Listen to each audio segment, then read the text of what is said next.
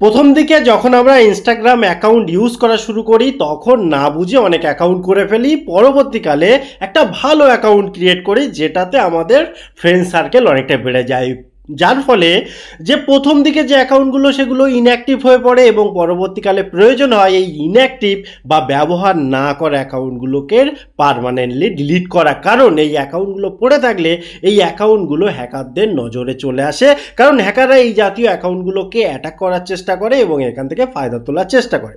কিন্তু ব্যাপারটা হচ্ছে এই প্রবলেমে আমরা অনেকেই পড়ে যাচ্ছি বর্তমানে। অ্যাকাউন্ট ডিলিট করতে গিয়ে টোটাল দুটো সমস্যার মধ্যে আমাদের পড়তে হচ্ছে। আজকের ভিডিও দেখার পর এই প্রবলেমগুলো আপনার থাকবে না। আপনি যদি চান যে আপনার পড়ে থাকা পুরানো অ্যাকাউন্টগুলো ডিলিট করে দেবেন, বা আপনি চাইছেন আপনার বর্তমান অ্যাকাউন্টটা ডিলিট করে আবার একটা ভালো করে অ্যাকাউন্ট খুলবেন, দুটো ক্ষেত্রেই চলুন কিভাবে করবেন দেখে নিন।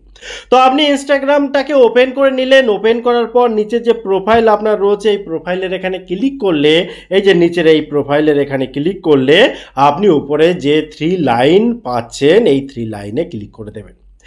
এখানে প্রথম দিকের স্টেপগুলো আপনার মনে হতে পারে আপনি তো পারবেন, কিন্তু আদৌ তা নয়। সব সিস্টেম চেঞ্জ হয়েছে। এখানে যে অ্যাকাউন্ট সেন্টার, এখানে যদি আপনি আসেন আপনার মনে হবে যে আমি যদি এখানে পার্সোনাল ডিটেলসের এখানে গিয়ে এখান থেকে আমি account and ownership and control, account ownership and কন্ট্রোলের ভেতরে এসে ডিঅ্যাক্টিভ অ্যান্ড ডিলিশন এই জায়গাটা এসে ক্লিক করে দিই, তারপরে আমি যদি এই আমার ইনস্টাগ্রাম অ্যাকাউন্টটা সিলেক্ট করে নিই, তাহলে হয়তো আমি এই যে ডিলিট অ্যাকাউন্টে ক্লিক করার পর কন্টিনিউ করে দিলে আমি হয়তো অ্যাকাউন্টটা ডিলিট করতে পারবো।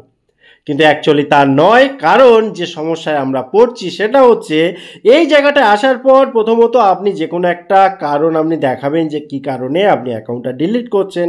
তো আমি যদি ধরেই নিই যে আমি শেষেরটা করে দিলাম, যে সামথিং অন্য কিছু হতে পারে, তারপরে কন্টিনিউ করলাম। কন্টিনিউ করার পর এখানে দেখুন এখানে অনেক কিছু অপশান রয়েছে। এখানে একটু সাজেশান হিসাবে আমি বলতে চাই, আপনার যদি কখনো মনে হয় যে অনেকগুলো ছবি বা এমন কিছু ছিল ইনস্টাগ্রামে যেগুলো নিজের কাছে রেখে দিলে ভালো হতো, তাহলে ডিলিট করার আগে এখানে দেখুন ডাউনলোড ইউর ইনফরমেশান, এই জায়গাটা এসে একবার ডাউনলোড করে নেবেন। তাহলে কিন্তু এই প্রবলেমটা আপনার থাকবে না বা ভবিষ্যতে কষ্ট পেতে হবে না। যাই হোক, এখান থেকে আমরা আরও স্ক্রল করে নিচের দিকে আসবো। এসে এখানে কন্টিনিউতে ক্লিক করে দেব। কন্টিনিউতে ক্লিক করার পর এখানে মেন যে আমাদের প্রবলেমটা হচ্ছে বর্তমানে, সেটা হচ্ছে অনেকের সেই পুরানো অ্যাকাউন্টগুলোর যে পাসওয়ার্ড সেটা আমাদের মনে নেই।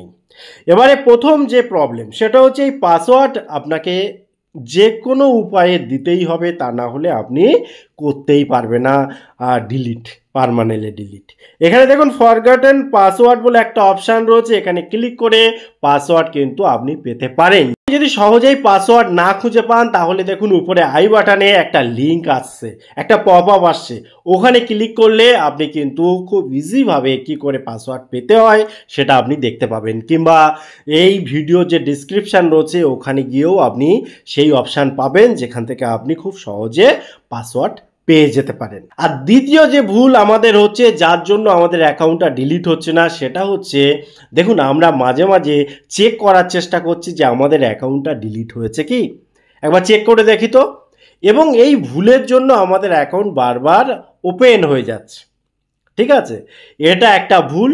কারণ 30 দিন আপনাকে অপেক্ষা করতে হবে। পার্মানেন্টলি ডিলিট করে দেওয়ার পর আপনাকে 30 দিন অপেক্ষা করতে হবে। 30 দিনের মধ্যে কোনোভাবে নিজের ফোন থেকে বা নিজের ইউজার আইডি পাসওয়ার্ড দিয়ে লগ ইন করা যাবে না। ঠিক আছে, এবং 30 দিন যদি আপনি অপেক্ষা করেন তারপরে দেখবেন অটোমেটিক্যালি ডিলিট হচ্ছে। কাজেই চিন্তার কিছু নেই। একটা কথা মনে রাখবেন, পাসওয়ার্ড আপনাকে দিতেই হবে, আর আপনাকে 30 দিনের মধ্যে চেক করা যাবে না, অ্যাকাউন্ট খোলা যাবে না। টোটাল ইনফরমেশন কেমন লাগলো অবশ্যই কমেন্ট করতে ভুলবেন না। আবার দেখা হবে পরবর্তী ভিডিওতে। ততক্ষণ ভালো থাকুন, সুস্থ থাকুন। Bye bye.